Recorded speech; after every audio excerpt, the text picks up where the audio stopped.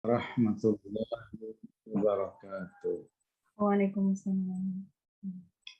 Alhamdulillah wassalatu wassalamu ala Rasulillah wa ala alihi wa sahbihi wa mawala. A'udzu billahi minasyaitonir rajim. La yahillu lakan nisa'u min ba'du wa la an tabaddala bihinna min azwajin walau a'jabaka husnuhunna illa ma malakat yaminuk wa kana Allahu ala kulli syai'ir raqiba.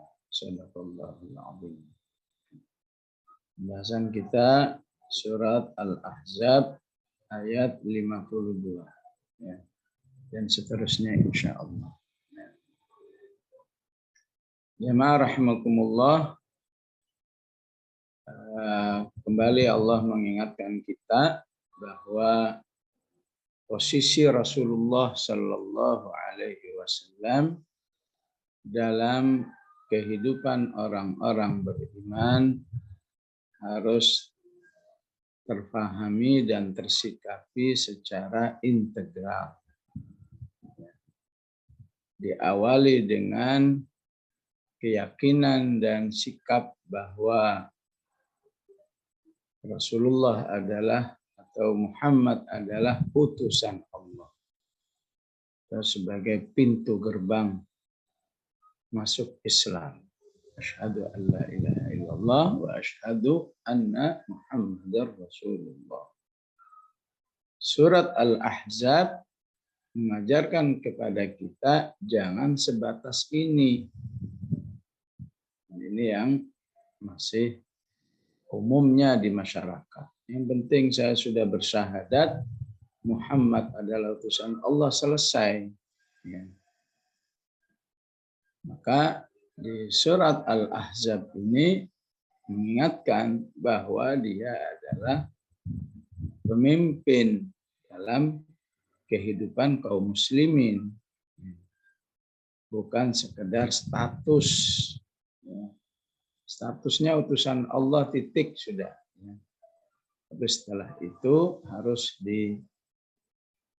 diyakini bahwa dia adalah pemimpin kaum muslimin yang tentu dalam perjalanan berikutnya kaum muslimin harus bisa meyakini ataupun mengangkat ya pemimpin-pemimpin yang bisa menjadi penerus Rasulullah Sallallahu Alaihi Wasallam. Atau istilah lain, konsekuensi pentingnya orang beriman itu hidup secara berjamaah. Yang sudah pasti butuh pemimpin. Itulah yang diingatkan oleh Allah di surat Al-Ahzab ini. Maka dari statusnya sebagai pemimpin, maka dalam diri Rasulullah Sallallahu Alaihi Wasallam ada uswatun hasanah seperti yang dijelaskan di ayat 21. Uswatun hasanah di dalam memimpin umat. Uswatun hasanah di dalam membina umat seperti di ayat 46 da'iyan ilallahi bi'idnihi wa sirajam munira. Wabil khusus juga di surat Al-Ahzab ini pemimpin sebagai kepala rumah tangga. Dan setiap orang beriman adalah kepala rumah tangga bagi rumah tangganya. Kepala rumah tangga yang baik, yang soleh, tentu akan menghasilkan rumah tangga yang baik, yang merupakan miniatur ya, kehidupan bermasyarakat. Nah, hakikat masyarakat adalah kumpulan-kumpulan rumah tangga orang-orang beriman. Maka di ayat 51 menjelaskan tentang qudwah Rasulullah Shallallahu Alaihi Wasallam yang tidak mau menggunakan rukhsah, ya, rukhsah kebolehan, ya, bolehnya Rasulullah Shallallahu Alaihi Wasallam kapan saja mendatangi, ya, istrinya, ya. Mau berlama-lama di rumah Hafsah, di rumah Aisyah, di rumah Zainab, yang lain tidak didatangi, itu sah-sah saja karena Allah mengatakan turji man tasya'u, ya. Kau boleh menunda tidak ke rumah salah satu atau sekian orang daripada istri-istrimu, waktu dan kamu boleh mendatangi siapa saja. Tapi rukhsah ini tidak digunakan oleh Rasulullah Sallallahu Alaihi Wasallam. Bahkan begitu perhatiannya, begitu kuat upayanya menjaga perasaan, ya, istrinya, perasaan memuliakan wanita, sampai di masa sakitnya pun Rasulullah Shallallahu Alaihi Wasallam masih bertanya, aina ana ghadan, aina ana ghadan, ya. Besok saya seharusnya di rumah siapa, besok saya seharusnya di rumah siapa. Sampai akhirnya, ya, padahal sudah diberi rukhsah oleh Allah, ya, nggak apa-apa, udah di rumah Aisyah terus juga nggak apa-apa, nggak dosa bagi kamu. Tapi jangan coba-coba bagi orang beriman, ya. Bagi orang beriman, ya, apabila tidak berlaku adil terhadap istri-istrinya, ya, maka di hari kiamat Rasulullah mengatakan bu'itha wa syuqquhu ma'ilun, ya, akan dibangkitkan oleh Allah dalam kondisi setengah badannya miring, ya.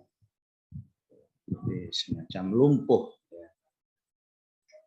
Karena sebagai balasan atas sikapnya yang menyakiti wanita.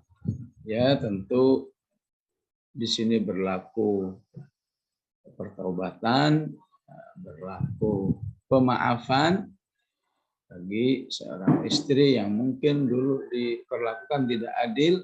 Insya Allah kalau istrinya memaafkan, apalagi memintakan ampunan kepada Allah, insya Allah tidak sampai diberi sanksi oleh Allah.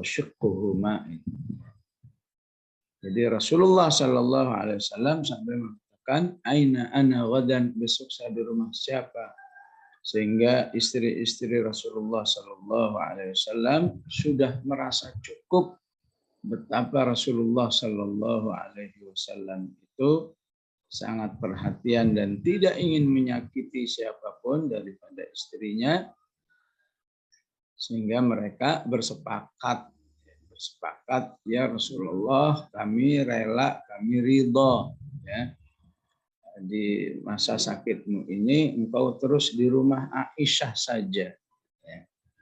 Jadi karena pernyataan inilah maka Rasulullah semasa sakitnya di rumah Aisyah dan sampai dipanggil oleh Allah masih di pangkuan Aisyah radhiyallahu anha. Ya. Ya, begitulah pentingnya dalam rumah tangga adanya apa yang disebut dengan taghaful, ya. Taghaful wa taghadi, saling tahu diri.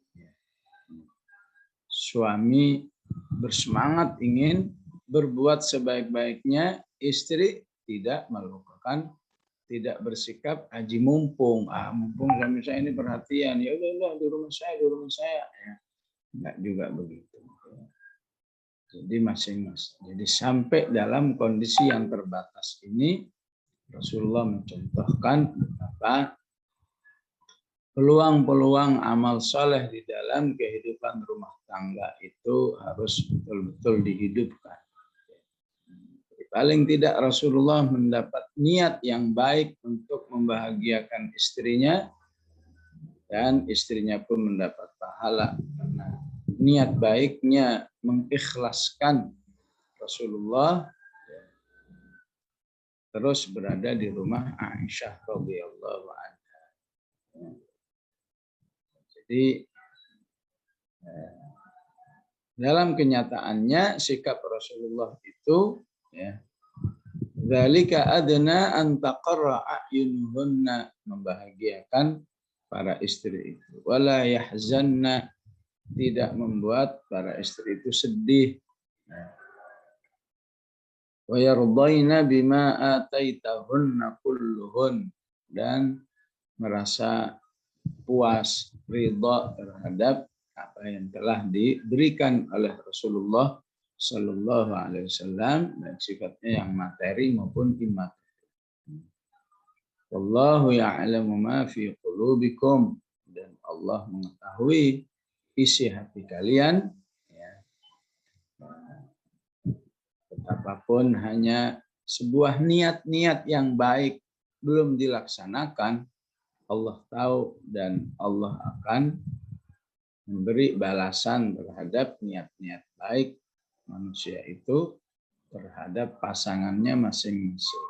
Wa kana Allahu aliman halima, dan adalah Allah itu maha mengetahui terhadap akhlak-akhlak yang dilakukan oleh manusia dalam kehidupan rumah tangga.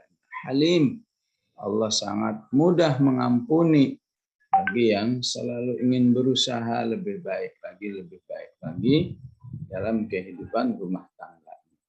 Halim, Allah itu tidak gampang marah, tidak gampang menyiksa, tidak gampang mengancam kepada orang-orang beriman yang selalu ingin berakhlak yang baik di dalam kehidupan rumah tangga. Maka selanjutnya Allah juga masih menetapkan bagaimana Allah memberikan satu syariat khusus kepada Rasulullah Sallallahu Alaihi Wasallam dalam kehidupan rumah tangga. La yahillu lakan nisa'u min ba'du. Min ba'du. Tidak halal bagimu atau tidak boleh lagi kamu menikahi wanita-wanita setelah seluruh wanita yang ada. Riwayat ada 13 dan yang tersisa ada 9. Setelah itu, setelah 13 kali menikah itu, Allah menetapkan nggak boleh lagi menikah.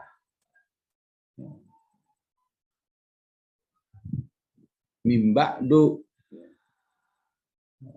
Jadi kalau yang pernah belajar bahasa Arab, kalau min itu harus kasroh kan, ya, minal masjidil haram ilal masjidil aqsa. Ini kok setelah min kok ba'du bukan min ba'di, ya. Maka dibaca dhammah itu untuk memberi isyarat bahwa di balik itu ada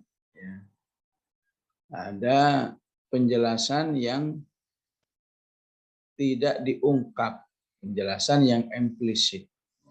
Jadi min ba'du yaitu setelah pernikahanmu dengan seluruh wanita muslimat yang saat ini sudah sah menjadi istri-istri Rasulullah. Enggak boleh nambah lagi. Ya, tentu termasuk muslimah yang menolak untuk dinikahi oleh Rasulullah SAW. Berarti ayat ini turun sebelum niat Rasulullah SAW, misalnya menikahi kakaknya Ali. Ali punya kakak namanya Ummu Hani. Rasulullah melihat Ummu Hani ini punya prestasi sabat, gigih di dalam berpegang teguh terhadap Islam. Masuk Islamnya lebih awal, mendapat tekanan. Suaminya nggak kunjung masuk Islam. Sampai akhirnya suaminya meninggalkan. Sehingga dalam keadaan menjanda, maka Rasulullah Shallallahu Alaihi Wasallam ingin menikahinya. Tapi Ummu Hani menolak karena apa? Karena kasihan kepada Rasulullah. Rasulullah, saya ini sudah sepuh, anak saya juga banyak, saya tidak ingin nanti di balik pernikahan ini engkau terganggu oleh anak-anakku. Itulah ketawaduan Ummu Hani. Apakah Rasulullah langsung menjawab, iya memang kamu sudah tua, iya memang kamu anaknya banyak. Rasulullah justru memuji balik. Ummu Hani-nya bertawadhu, Rasulullah mengangkat. Rasulullah apa? Khairu nisa'in rakibnal ibil salihatu nisa'i Quraisy. Oh, enggak mungkin ya. Wanita Quraisy itu paling unggul. Paling unggul di dalam akhlaknya. Dalam mempertahankan nilai-nilai baik yang biasa berlaku di umumnya wanita Quraisy. Puji balik oleh Rasulullah SAW. Khairu nisa'in rakibnal ibil. Ini kalau diterjemahkan jadi aneh ini. Sebaik-baik wanita yang naik kontak. Apa hubungannya? Naik kontak jadi terbaik. Ini namanya bahasa majaz. Ya.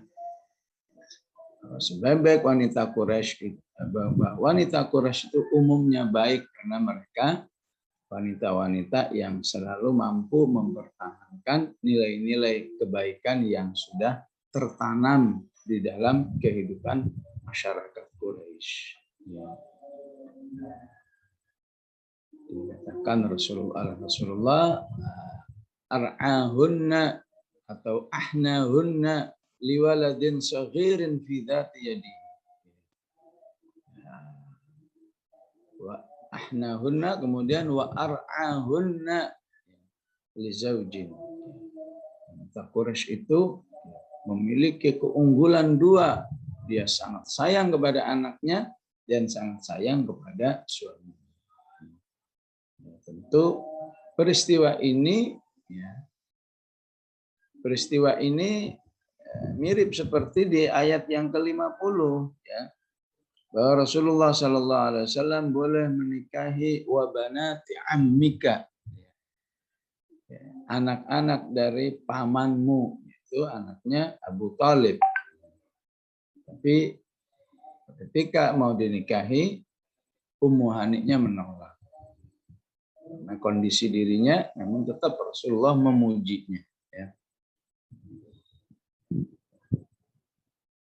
Tentu ayat ini harus dipahami ya, setelah peristiwa pengajuan Rasulullah SAW untuk menikahi Ummu Hani.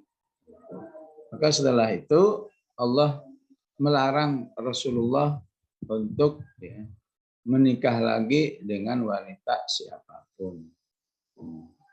Illa ma malakat yaminuk, kecuali terhadap budaknya, hamba sahaya, seperti kepada Maryah Al-Qibtiyah. Dan budaknya yang lain yang saya lupa namanya, yang terjadi di saat selesai perang Khaybar. Ya.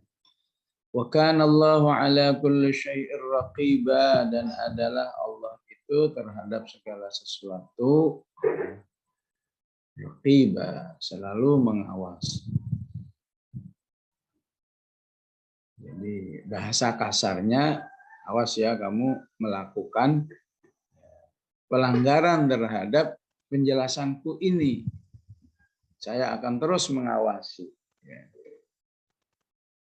Maksudnya apa? Sekelas Rasulullah Shallallahu Alaihi Wasallam pun dengan ketakwaannya, dengan keimanannya, dengan kedekatannya, ya, masih butuh sebuah tarbiyah, sebuah pengingatan, sebuah pembinaan, wabil khusus pembinaan dengan mengingatkan nama ataupun sifat Allah agar Rasulullah Shallallahu Alaihi Wasallam tidak melanggar. Betapapun sekelas Rasulullah tidak mungkin melanggar. Bagi Rasulullah ya, pasti ya, jika Allah sudah melarang jangan menikah lagi, ya sudah nggak mungkin dilakukan. Tapi tetap Allah mengingatkan, ya, hati-hati kamu melanggar perintah ini, ya, dengan menyebut dirinya wa kana Allahu ala kulli syai'ir raqiba. Ini mirip dengan awal ayat. Sekelas Rasulullah pasti bertakwa, ya. Tapi tetap Allah mengingatkan, ya ayyuhan nabiyyut taqillaha la tuti'il kafirina wal munafiqin innallaha kana aliman hakima. Ya. Ya, di sisi lain ayat ini menjadi seperti ayat-ayat yang lain yang menunjukkan bahwa kehidupan Rasulullah Shallallahu Alaihi Wasallam pada saat itu sudah akan berakhir. Ya. Sebagaimana terjadinya perang Tabuk itu juga bertanda bahwa kehidupan Rasulullah akan berakhir karena perang Tabuk adalah perang terbesar walaupun akhirnya tidak jadi. Namun itu pun yang terakhir bagi Rasulullah Shallallahu Alaihi Wasallam. Ya. Kemudian turun ayat idza jaa nasrullahi wal fath. Ya. Itu juga difahami sebagai surat yang menunjukkan bahwa ajal Rasulullah Shallallahu Alaihi Wasallam sudah dekat. Termasuk ayat ini. Ketika Allah sudah menetapkan, ya, tidak ada pernikahan lagi, ya, ini termasuk bagian daripada peristiwa-peristiwa yang menunjukkan ajal Rasulullah Shallallahu Alaihi Wasallam sudah menikah. Begitulah kehidupan. Ya. Rasulullah mengatakan, "Ish ma syi'ta fa innaka mufariqun." Ya. Hiduplah, ya, sekehendakmu, ya. Berapa lama pun kamu bisa hidup di dunia ini, pada akhirnya kamu akan berpisah dengan kehidupan ini. Itulah yang juga dialami oleh Rasulullah Shallallahu Alaihi Wasallam. Bahkan lebih dekat lagi menurut riwayat, ya, tinggal 9 hari lagi pada akhirnya setelah turunnya sebuah ayat di surat Al-Baqarah, wattaqu yauman turja'una fihi ilallah tsumma tuwaffa kullu nafsin ma kasabat wa hum la yuzlamun. Setelah turun ayat ini, 9 hari laginya Rasulullah dipanggil oleh Allah. Sehingga ayat inilah, ya, Al-Baqarah 280-an, ya. Ayat inilah yang paling tepat, ya, untuk disebut ayat yang terakhir. Ya. Walaupun di pelajaran sekolah kita, ayat apa yang paling terakhir? Al-yauma akmaltu. Betul juga sih, karena setelah turun al-yauma akmaltu jaraknya masih 40 hari. Ya. Sementara wattaqu yauman turja'un jaraknya 9 hari. Kenapa nggak nyari yang lebih dekat lagi untuk memahami ayat yang terakhir itu dengan ajal yang terdekat dengan Rasulullah Shallallahu Alaihi Wasallam. Ya. Kemudian ayat berikutnya, ya ayyuhalladzina amanu, wahai orang-orang beriman, janganlah kamu masuk rumah Nabi. La tadkhulu buyutan nabiyyi.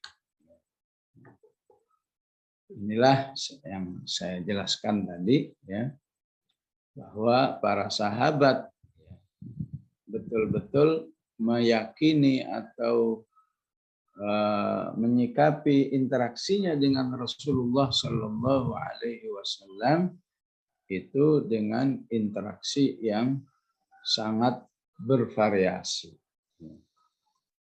Salah satunya interaksi bahwa Rasulullah itu betapapun orang yang paling mulia di sisi Allah, betapapun dia pemimpin, betapapun dia guru, namun para sahabat juga merasakan bahwa Rasulullah Shallallahu Alaihi Wasallam itu sebaik-baik sahabat, sebaik-baik sahabat. Sehingga para sahabat itu kalau ingin ngobrol sama Rasulullah Shallallahu Alaihi Wasallam, ya mereka bisa kapan saja datang ke rumah Rasulullah Shallallahu Alaihi Wasallam, ngobrol sepuas-puas, nggak sadar bahwa Rasulullah Shallallahu Alaihi Wasallam juga punya keluarga, ya, juga punya agenda. Rasulullah Shallallahu Alaihi Wasallam pun demikian, ya, nggak jaim istilahnya, seakan pemimpin tertinggi, seakan kepala negara, harus begini, harus begitu, nggak juga.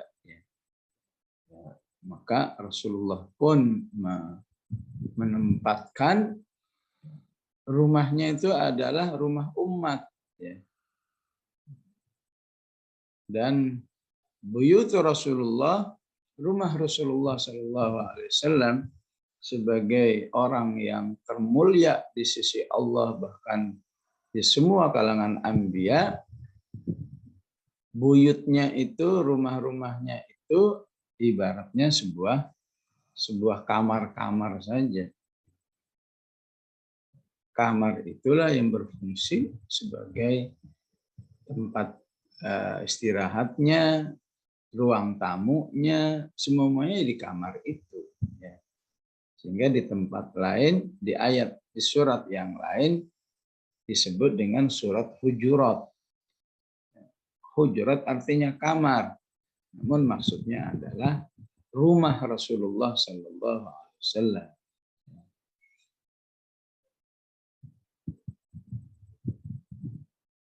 Sehingga ya, kalau manggil Rasulullah itu nggak pakai bel saja langsung kedengeran. Cukup manggil di depan pintu saja udah kedengeran. Karena rumahnya ya, ibaratnya sebuah kamar. Sehingga Allah katakan, innalladzina yunadunaka min wara'il hujurati aktsaruhum la yaqilun. Ya. Karena akrabnya Rasulullah itu dengan siapa saja, sampai para sahabat itu atau sebagian sahabat itu lupa bahwa dirinya itu sedang menghadapi pemimpin atau hamba Allah yang sangat mulia. Sehingga kalau manggil Rasulullah ya kayak manggil temannya saja. Ya. Rasulullah, Rasulullah, Rasulullah.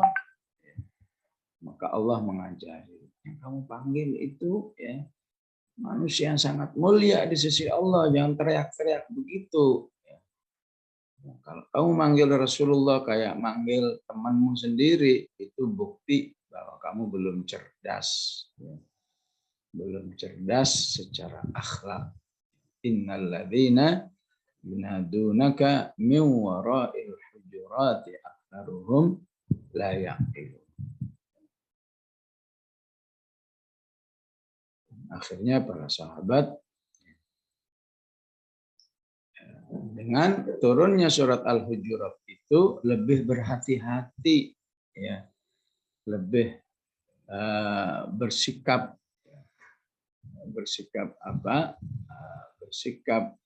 dengan adab yang tinggi, Betapapun Rasulullah nggak marah kalau mau dipanggil-panggil, nyantai juga nggak marah, tapi berakhlak kepada Rasulullah. Ini bukan masalah Rasulullahnya nggak apa-apa, bukannya Rasulullah itu butuh untuk diperlakukan dengan perlakuan yang sopan, tapi berakhlak yang baik itu kaitannya itu adalah syariat dari Allah Subhanahu wa Ta'ala. Betul Rasulullah nggak minta, betul Rasulullah nggak bakal tersinggung dipanggil-panggil begitu. Tapi kondisimu di sisi Allah jadi jelek. Bahkan Allah mengingatkan bisa-bisa karena akhlakmu yang jelek kepada Rasulullah, bisa-bisa amalmu habis. Fa'ahbata a'malahum. Alladzina yunadunaka min wara'il hujurati aktsaruhum la yaqilun walau annahum sabaru hatta takhruja ilaihim lakana khairan lahum wallahu ghafurur rahim. Akhirnya Allah memberikan tambahan syariatnya. Karena seringnya para sahabat ya pokoknya ya kapan saja ingin bertemu dengan Rasulullah, ya, mereka langsung aja datang ke rumah Rasulullah.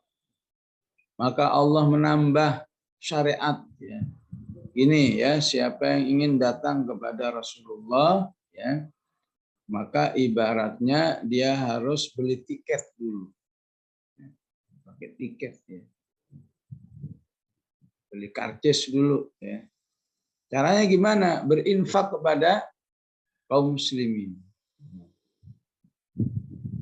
Ayatnya berbunyi ya ayyuhalladzina amanu idza najaitumur rasula, surat Al-Mujadilah ya. Idza najaitumur rasula faqaddimu baina yaday najwakum shadaqah.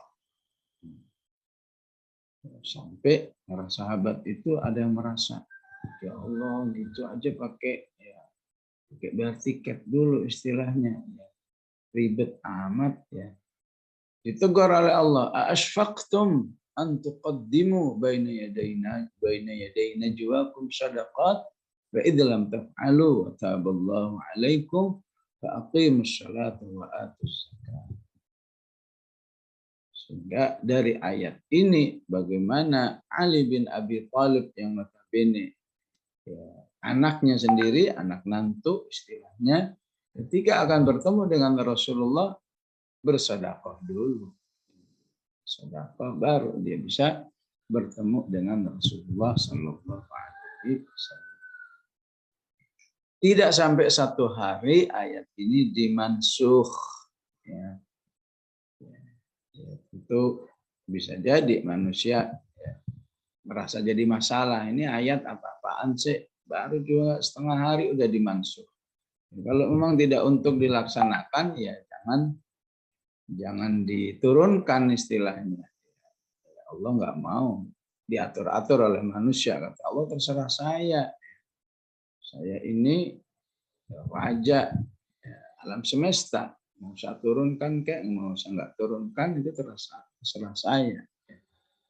Kita sebagai orang beriman tidak ada lain kecuali mengakui inna rabbaka fa'alul lima yurid. Silahkan ya Allah mau menurunkan kemudian dimansuh. Jangankan mansuhnya setengah hari, sejam juga nggak apa-apa ya Allah. Ya.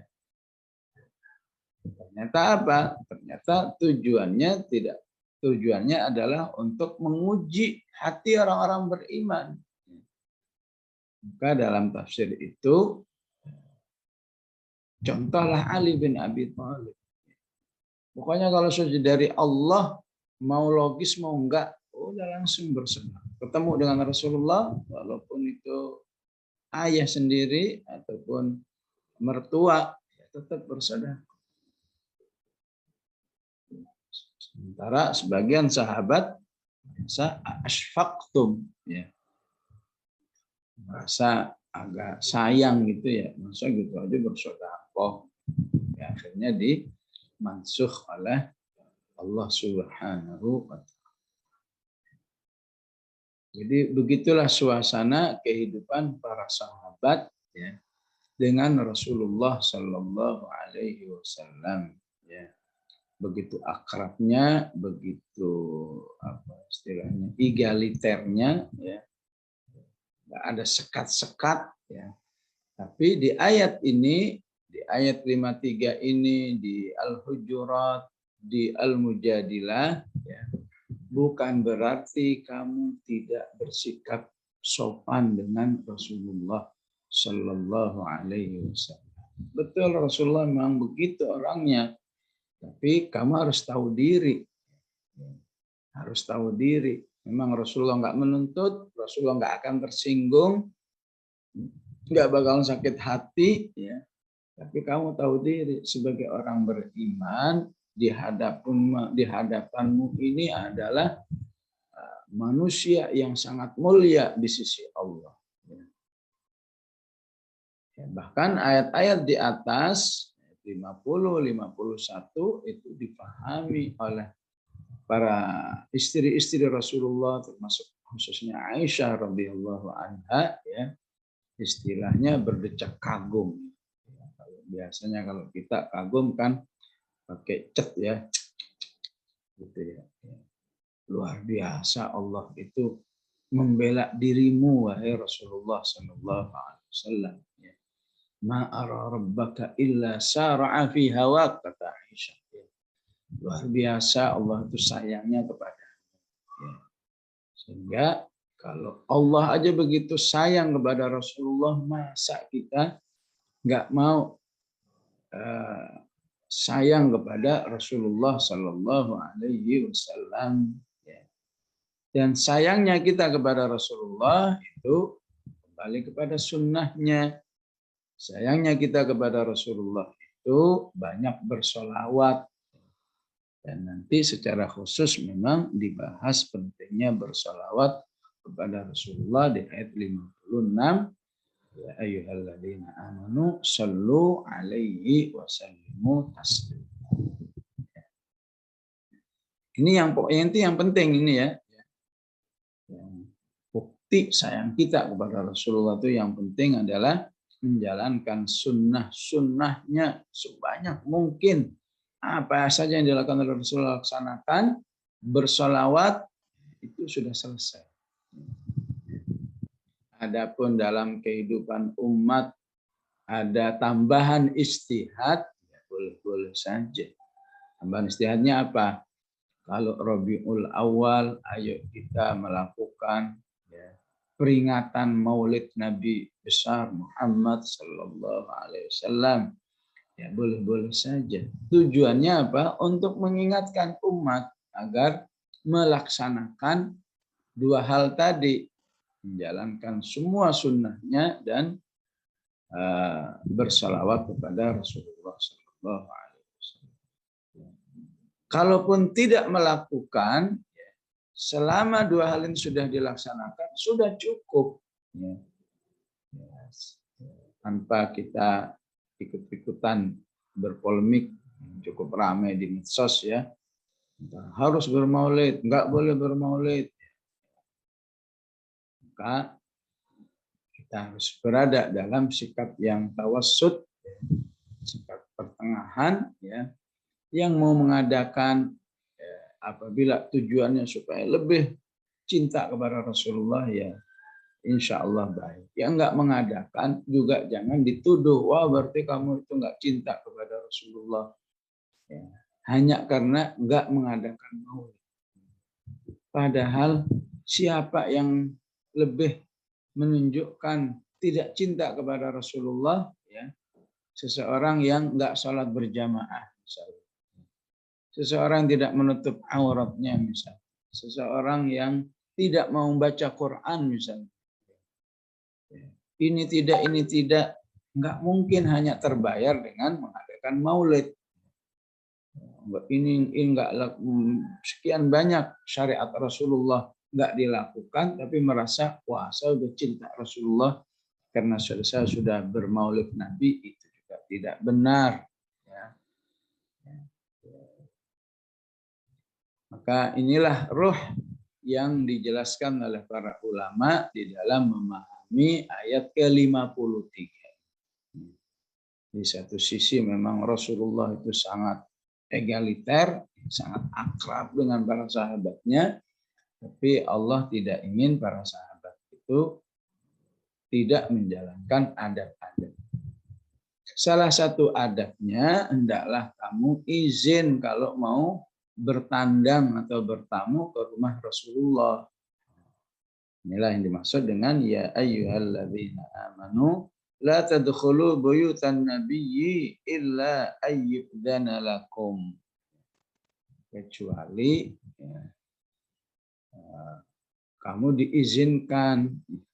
Diizinkan itu bisa berarti kita minta izin, Rasulullah jam sekian saya mau bertamu, bisa. Atau diizinkan itu ya, memang diundang oleh Rasulullah nanti ke rumah saya ya.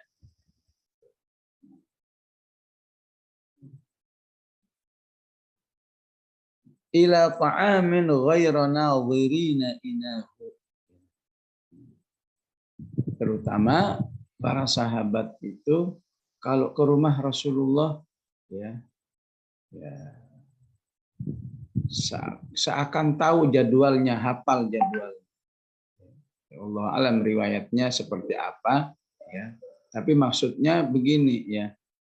Biasanya itu ya, masakan keluarga Rasulullah itu matangnya kurang lebih jam 1 biasa. Sehingga mereka bertamu ke rumah Rasulullah SAW misalnya 12:30. Berarti matangnya masakannya, ready masakannya kan jam 1. Itu yang dimaksud dengan ghairu nadhirina inahu. Janganlah kamu masuk Rasulullah SAW bertamu ke rumah Rasulullah ya. Mentang-mentang kamu tahu sebentar lagi masakan Rasulullah sudah ready, sudah siap. Ya, ini di satu sisi memang sebuah pengingatan pada para sahabat. Ya. Sahabat jangan gitu dong sama Rasul. Ya. Tahu-tahuan aja, ntar lagi ini matang nih masakannya. Dah. Nah, itu di satu sisi memang ada tarbiyah ya, ta'adduban bersama Rasulullah Sallallahu Alaihi Wasallam. Tapi di sisi lain di balik ayat ini adanya akhlak yang tinggi dari Rasulullah Sallallahu Alaihi Wasallam. Akhlak tingginya apa? Ya akhlak tinggi bahwa Rasulullah Sallallahu Alaihi Wasallam memang senang sekali ya. Ibarat kita namanya apa? Mentraktir. Cuma kalau kita traktir itu datangnya ke kuliner. Tapi kalau orang Arab namanya mentraktir itu memang istrinya yang suruh masak ya, ataupun pembantunya ya. Ini nanti 3 jam lagi ini ada tamu ini ya, tolong masakin biryani gitu ya. Begitu memang saya sering juga berinteraksi dengan saudara-saudara kita yang Arab, baik Arab yang Indonesia tapi keturunannya atau Arab asli memang begitu ya. Untuk menggambarkan betapa dia cinta, betapa dia akrab, itu memang sarananya adalah makanan. Itulah mengapa di Al-Qur'an itu bahas makanan itu banyak sekali ya. Wala yahuddu ala ta'amil miskin ya. Orang yang jelek akhlaknya itu orang yang nyuruh orang memberi makan aja nggak mau, apalagi memberi makan ya. Orang yang baik ketakwaannya justru bawaannya ingin beri makan dulu. Wa yut'imuna at'ama ala hubbihi miskinan wa yatiman wa asira. Orang yang jelek itu wala tahadduna ala ta'amil miskin. Maka ya, ketika para sahabat sampai pernah mengalami ila ta'amin ghairu nadhirina inah, maka jangan dikira para sahabat itu kelaparan dulu. Jangan kira sahabat itu aji mumpung. Ini kan sebentar lagi ada makanan gratis ini ya. Enggak, tapi mereka ya, sangat bahagia kalau bisa menemani Rasulullah Shallallahu Alaihi Wasallam dalam menyantap makanan. Karena Rasulullah itu ya, sangat sangat perhatian menjadikan kesempatan makan bersama itu untuk membangun ukhuwah, untuk bahkan memberikan ilmu. Oleh karena itu dalam bab makan disunnahkan makan itu nggak boleh diem-dieman. Makan semeja semua diem, asyik semua dengan makanannya. Itu termasuk yang nggak nyunnah ya. Makan itu ya yang dicontohkan ada obrolannya. Obrolannya bisa bebas apa saja, obrolannya bisa terkait dengan keilmuan, ada candaan-candaannya ya. Ada candaan-candaannya. Begitu suasana makan di Rasulullah ya. Jadi gambaran ayat ini menunjukkan gimana para sahabat ya tidak ingin memanfaatkan momen makan Rasulullah Sallallahu Alaihi Wasallam ya. Bukan sekedar jadi makan kenyang ya, jadi kenyang dan tahu sendiri makanan di rumah Rasulullah Sallallahu Alaihi Wasallam jarang makanan yang istimewa, tapi makanan yang ala kulli hal. Tapi para sahabat ngejar suasananya. Ada suasana keilmuan, ada suasana keakraban, ada suasana bahagia. Tapi Allah nggak mau ya kalau suasana itu jadi andalan. Ya. Ini kira-kira ya masakan Rasulullah matangnya jam 1, ya udah kita jam 12:30 ya. Assalamualaikum, Assalamualaikum, Rasulullah ya. Mau bertamu nih, maka dilarang oleh Allah ya. Illa ayyudana lakum ila ta'amin ghaira nadhirin ya. Bertamu ya bertamu ya, tapi jangan ya semata-mata nunggu waktu makannya Rasulullah. Ya. Atau tafsir yang lain nunggu waktu matangnya masakan Rasulullah Sallallahu Alaihi Wasallam. Ya. Walakin idza du'itum fadkhulu, tapi kalau sampai Rasulullah mengundangmu nggak boleh nolak. Ya. Nggak boleh nolak. Ini termasuk ada. Ya. Ya. Apakah nolak? Aduh maaf ya. Baru saja saya sudah makan. Macam-macam lah ya. Ya. Maka kalau diundang makan, ya, memang adatnya terima saja. Ya. Dalam sebagian adat kita ada cukup bagus mengatakan ya jangan menolak undangan makan yang diberikan oleh saudaramu walaupun istilahnya cuma ngotorin piring saja. Ya. Jadi undang makan besar udahlah cuma yang penting buahnya aja yang dimakan atau lauknya saja yang dimakan ya. Nah itu istilahnya akan menyedihkan pengundangnya. Padahal pengundangnya ingin memberi kebahagiaan. Walakin idza du'itum, tapi kalau diundang, diajak, ya kamu harus ya, jangan beralasan ini, beralasan itu. Ya. Utamakan undangan saudaramu itu. Fadkhulu ya. Fa idza ta'imtum fantashiru. Kalau sudah makan juga ya segera pulang, ya, jangan lama-lama. Jadi walaupun biasanya di adat kita ya agak malu-malu gitu ya, hehehe SMP nih katanya, selesai makan pulang. Ya. Justru itu yang nyunnah. Ya. Ya. Yang enggak nyunnah itu SMT ya. selesai makan tidur ya, di rumah temannya itu ya. Yang nggak nyunah itu ya SMN ya, selesai makan ngajak ngobrol lama-lama. Ini justru aslinya nyunahnya itu SMP karena Allah mengatakan fa idza ta'imtum fantashiru, selesai makan pulang ya.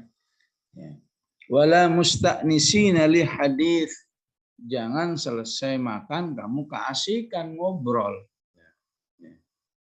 Makannya setengah jam, ngobrolnya 3 jam. Kecuali dengan seridha tuan rumah, memang tuan rumahnya yang minta, jangan pulang dulu ya. Serius ini ya, bukan basa-basi ya. Walaupun di bangsa Arab nggak ada itu basa-basi, mujamalah itu nggak ada. Kalau suka ya disampaikan, jangan pulang dulu.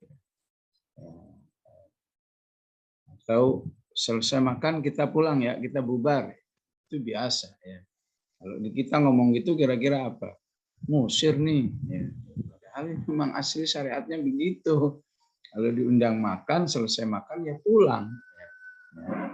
Wala musta'nisina li hadits. Inna dzalikum kana yu'dhin nabiyya. Sesungguhnya keasikan ngobrol bersama Rasulullah itu membuat Rasulullah ya terganggu. Ya. Tapi Rasulullah malu, fastahyi minkum. Ya. Wallahu la yastahyi minal haqq. Dan Allah tidak malu terhadap penyampaian kebenaran. Maka ini yang disebut dengan tadi tafahum, tahu diri ya. Masing-masing tahu diri ya, bagaimana berakhlak dengan orang-orang beriman. Baik, sampai yastahyi minal haq ini ya, titik untuk tema bagaimana adab bertamu dengan Rasulullah Sallallahu Alaihi Wasallam. Ya. Maka ayat berikutnya tentang tema lain, yaitu ketika Umar melihat ya, semua tamu itu bebas bisa bertemu dengan istri Rasulullah Sallallahu Alaihi Wasallam. Ya.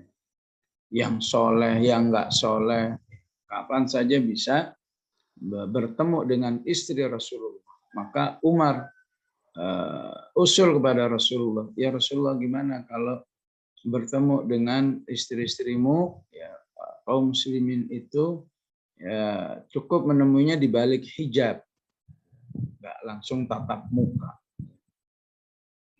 Maka di saat itulah Allah menurunkan ayat ini sebagai persetujuan atas usulan Umar bin Al-Khattab. Wa idza sa'altumuhunna, apabila kalian berkomunikasi atau meminta sesuatu kepada istri Rasulullah ya, mata'an sebuah barang tertentu, fas'aluhunna, maka mintalah kepada mereka min wara'i hijab. Mintalah di balik hijab, tidak langsung tatap muka. Maka ayat ini juga dikenal tentang keistimewaan Umar ibnul Khattab di sisi Allah. Keistimewaan Umar ya, di sisi Allah Subhanahu wa Ta'ala. Ya. Itu dijelaskan oleh Rasulullah karena apa? Wafaqani Rabbi fi thalathin. 3 pendapatku yang disetujui oleh Allah. Yang pertama apa? Ya Rasulullah, gimana kalau selesai tawaf kita sholat 2 rakaat di balik maqam Ibrahim ini? Maka Allah turunkan ayat. Iya betul pendapat Umar itu, usulan Umar itu saya jadikan syariat ini. Fattakhidhu min maqami Ibrahim musalla.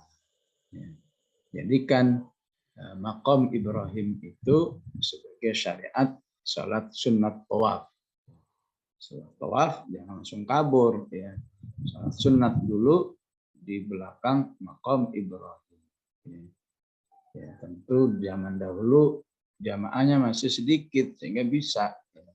Kalau enggak jangan maksain ya, jangan maksain sholatnya pas di belakang makam Ibrahim. Jadi berlaku juga ya lurusannya. Saya di belakang makam Ibrahim tapi jaraknya 10 meter. Iya berlaku. Kenapa 10 meter? Ya memang padat. Maka nggak sopan seperti yang terjadi di lapangan. Iming-iming di belakang orang diusir. Minggir, saya mau sholat nih. Itu tidak adab terhadap orang. Yang kedua apa? Allah menyetujui pendapatku agar tawanan perang Badar itu dihabisi saja, dieksekusi saja. Tapi Rasulullah lebih setuju pendapat Abu Bakar suruh menebus. Akhirnya Allah turun. Sebetulnya yang tepat itu pendapat Umar. Maka nali nabiyyin ayyakuna lahu asra hatta yuthkhina fil ard yuriduna 'aradad dunya wallahu yuridul akhirah. Yang ketiga yang mana? Ayat ini. Ya Rasulullah, ya, saya melihat yang menemui istrimu itu segala manusia. Yang soleh, nggak soleh semua bisa menemui. Menurut saya itu menurunkan kemuliaan. Maka turun ayat ini. Idza sa'altumuhunna fas'aluhunna min wara'i hijab. Dzalikum athharu liqulubikum wa qulubihin. Maka ini bisa menjadi satu adab umum ya, interaksi antara laki-laki wanita yang bukan muhrimnya agar agar kehati-hatian. Jadi, tidak ada interaksi aslinya kecuali untuk sebuah hajat. Ya. Apakah itu rapat, apakah itu cari ilmu, apakah itu persidangan, apakah itu jual beli, ya, pokoknya yang betul-betul memang ada kebutuhan yang syar'i, maka itu dibolehkan bertemu. Tapi yang sifatnya hanya untuk iseng, nggak ada tujuan, itulah yang harus dijaga. Ya. Kenapa? Karena ya, menjaga interaksi antara laki-laki dan wanita itu sangat berfungsi untuk menjaga kesucian hati laki-laki itu dan hati perempuan.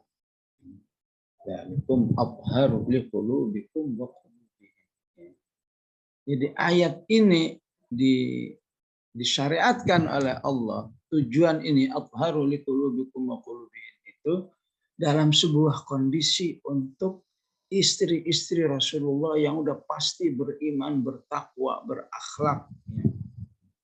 Diturunkan di suasana masyarakat yang terbaik pada zamannya.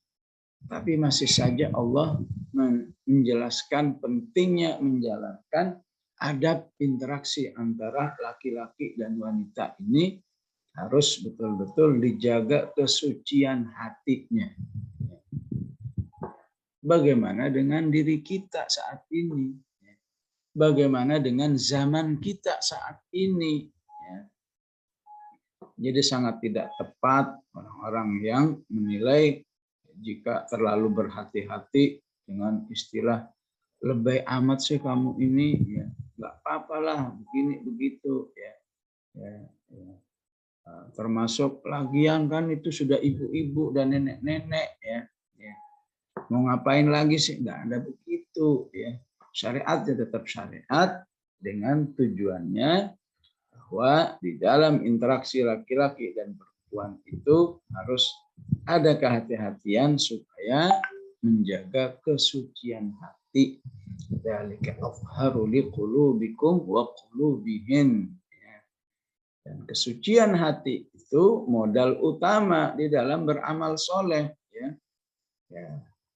Kesucian hati salah satunya modal utama di dalam membaca Al-Quran. Para sahabat mengatakan, khususnya Utsman bin Affan, ketika hati itu suci, nggak bakal bosan terhadap Al-Quran. Idza tahuratil qulubu lama syabi'at minal Quran. Hati yang kotor itulah yang akhirnya mencegah. Ya. Jadi ini bukan masalah antar terjadi perzinahan, ntar terjadi keselingkuhan. Bukan seperti itu saja. Bersihnya hati itu bermanfaat untuk berbagai macam kebaikan yang disyariatkan oleh Allah Subhanahu wa taala. Ya. Kemudian topik yang ketiga dari ayat 53 ini, ya. Wa ma kana lakum an tu'dzu Rasulullah. Topik yang ketiga, jangan menyakiti Rasulullah. Baik sengaja maupun enggak sengaja. Sengaja gimana? Ya sengaja seperti yang terjadi sekarang ya.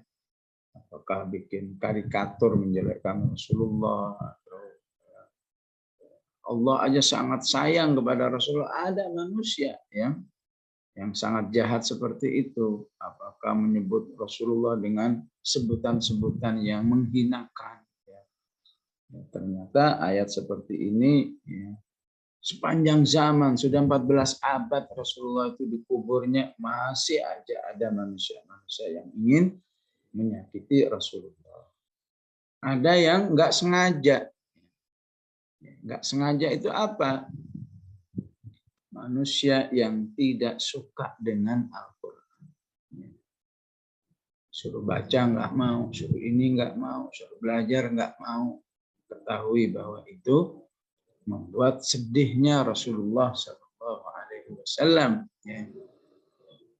Kok bisa sedih? Iya, karena Rasulullah itu ya, kondisi hatinya terhadap umat itu melebihi kondisi seorang ibu kepada anaknya. Ya. Seorang ibu kalau melihat anaknya nggak soleh kan sedih. Ya. Begitu Rasulullah terhadap umat.